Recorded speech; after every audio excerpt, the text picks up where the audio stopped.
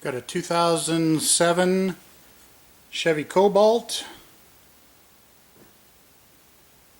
Today we're going to replace the purge valve that goes on the system that sucks a vacuum, charcoal filter, all that kind of stuff. Ties into the fuel tank, controls vapors, all that kind of stuff.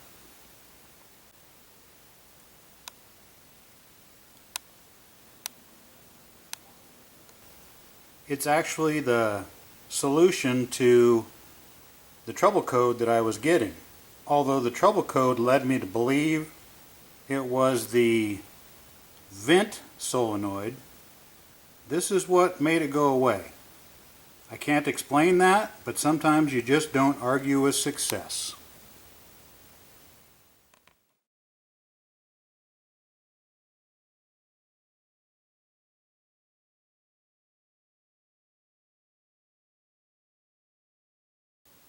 This is the new AC Delco version, so there's your part number.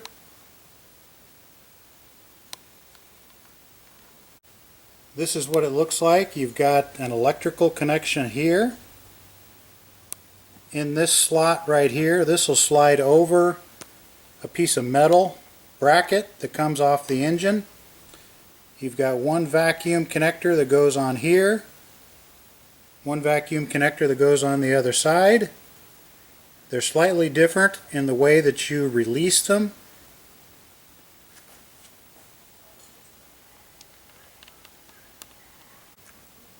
You can see here on the electrical connector, you've got this little tab. You need to bend down the electrical connector and then pull on it and pull it off. So here's your engine. It's got the Ecotech. That purge valve is down right under here. So you're going to have to get this plastic shield off. It's held on by a couple of pins. Sits down in a couple of pins, and then actually this oil fill cap kind of holds it on. So you're going to want to take this oil cap off. Get that oil cap out of the way. Set it somewhere. So the oil cap's off. Now, this shield will just come up, and we'll just left-handed, I'm not so good. Get this shield over and out of the way. And now, here's your engine, and that purge valve's right there. This is actually the new purge valve because I'm filming this out of sequence, but you're going to want to take your oil cap, put it back on here so that nothing accidentally falls down in there while you're working. So there, oil cap reinstalled. There's where your purge valve is. Again, that's the new one because I'm filming this out of sequence. On this front connector, you'll notice there's a little tab right here. Push that down. At the same time you're pulling off, that one will come off. There's the electrical connector on the bottom. You're going to need to get in the front here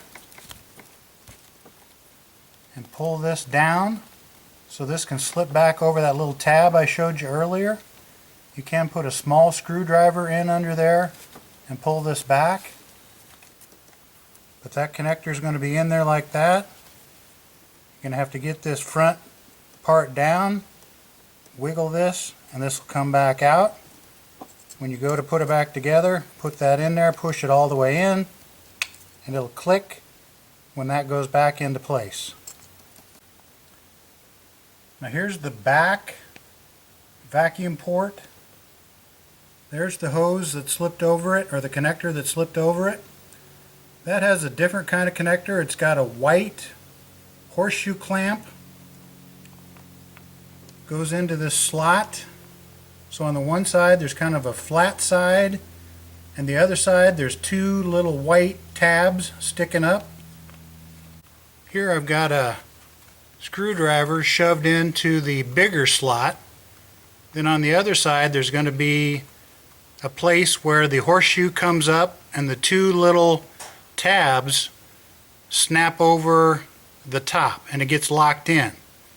A lot of people make the mistake of trying to shove those two little tabs back in and they end up snapping them off. They're like two little fish hooks and those get broke off, and then that clip just wants to fall out of there, which is what happened to me. I was messing with it and it just fell out and went down in here somewhere and I can't find it. Now once you get the electrical connector pulled out of there, this hose,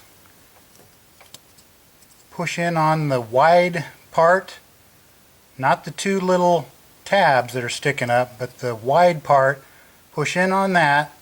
That'll allow it to pull off. So that one's out of the way and you got your front one off. At that point you're going to want to push this thing in toward the oil cap.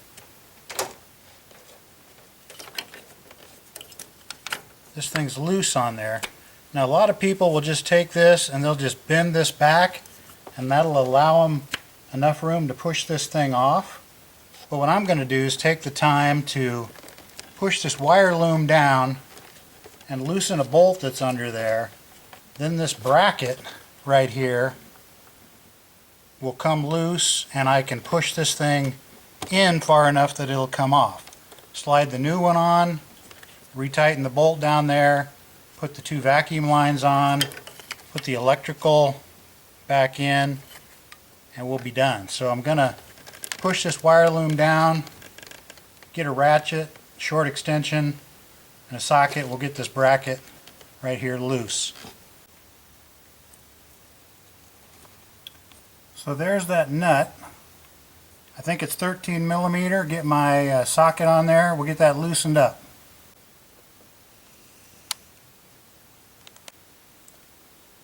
Look like a nut. That's actually a bolt. So now I've got the entire bracket out. So here's that bracket. And that piece slides over that. So we'll just slide that here to my left, get that to snap into place. I think it has something to do with that little piece in the middle there. That might lock it in. Got the new one slid onto the bracket. There's the old one. So we'll take this over, put that bolt back in, snap in these two vacuum connectors and one push-in electrical.